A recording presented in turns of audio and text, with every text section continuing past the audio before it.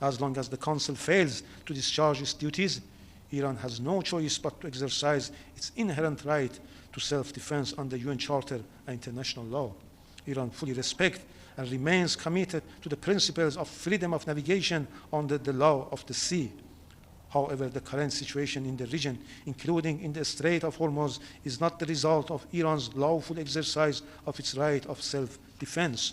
Rather, it is the direct consequence of the destabilizing actions of the United States in launching aggression against Iran and undermining regional security.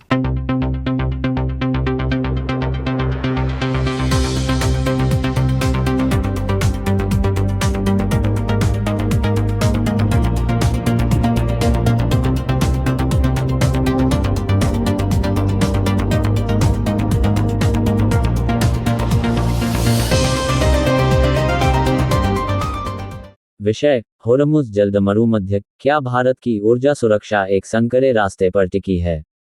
नमस्कार, आप सुन रहे हैं echoes of Bharat.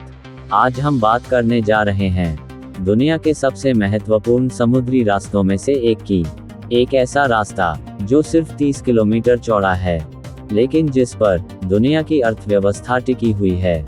इसका नाम है straight of Hormuz, और शायद आपको ये जानकर हैरानी होगी, भारत की ऊर्जा सुरक्षा भी काफी हद तक इसी रास्ते पर निर्भर है।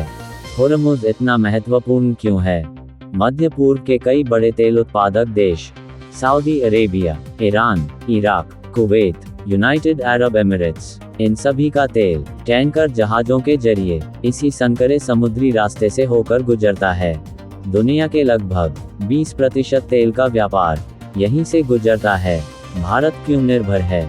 भारत दुनिया के सबसे बड़े तेल आयातकों में से एक है।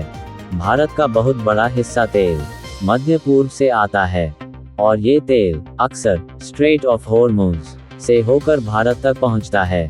यानी अगर इस रास्ते में कोई समस्या आती है, तो उसका असर सीधे भारत की ऊर्जा आपूर्ति पर पड़ सकता है। खतरा कहाँ है? यह क्षेत्र लंबे समय से भूराजनीतिक तनाव का केंद्र रहा है। खासकर ईरान और यूनाइटेड स्टेट्स के बीच तनाव कई बार बढ़ चुका है। कई बार खबरें आईं, जहाजों पर हमले हुए, और कुछ समय के लिए वैश्विक तेल बाजार में डर फैल गया। ऐसे समय में दुनिया भर के देश चिंतित हो जाते हैं। अगर होर्मुज़ बंद हो जाए तो यह एक काल्पनिक स्थिति है, लेकिन विशेषज्ञ कहते हैं अगर किसी वजह से स्ट्रेट ऑफ होर्मुज़ कुछ समय के लिए बंद हो जाए, तो तेल की कीमतें अचानक बहुत तेजी से बढ़ सकती हैं, और इसका असर दुनिया की अर्थव्यवस्था पर पड़ सकता है। भारत पर असर: अगर तेल की कीमतें बढ़ती हैं, तो भारत में पेट्रोल, डीजल, ट्रांसपोर्ट और कई जरूरी चीजें महंगी हो सकती हैं। यानी इसका असर सीधे आम लोगों की जेब पर पड़ सकता है। क्या भारत के पास विकल्प हैं? भारत ने पिछले कुछ वर्षों में तेल आयात के स्रोतों को विविध बनाने की कोशिश की है, जैसे रशिया, यूनाइटेड स्टेट्स और अन्य देशों से भी तेल खरीदना। लेकिन अभी भी मध्य पूर्व भारत के लिए एक बड़ा स्रोत है। सबसे बड़ा सवाल: क्या भारत को अपनी ऊर्जा निर्भरता कम करने की जरूरत है? क्या भविष्य में नवीकरणीय ऊर्जा भारत को इस जोखिम से बचा सकती है, या आने वाले दशकों में भी भारत की ऊर्जा सुरक्षा इसी संकरे समुद्री रास्ते पर टिकी रहेगी?